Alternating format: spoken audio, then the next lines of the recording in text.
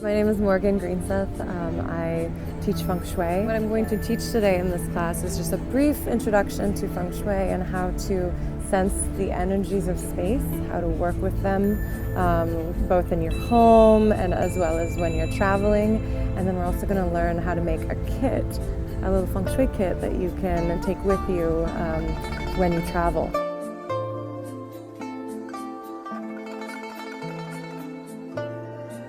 Well, Feng Shui, what I love about it is that nothing's set in stone. By moving a piece of furniture, even as little as a few inches or centimeters, it can completely change the way a space feels. So if you're not happy in your home or in work, or even where you're eating at dinner, you can change something and it realigns or resets your intentions, and that's what I think is quite magical.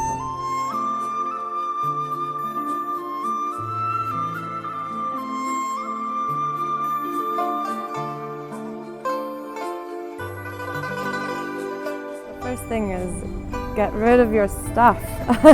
We have too much stuff, and the less you have, the more easy it is to feel the energy as well as work with it.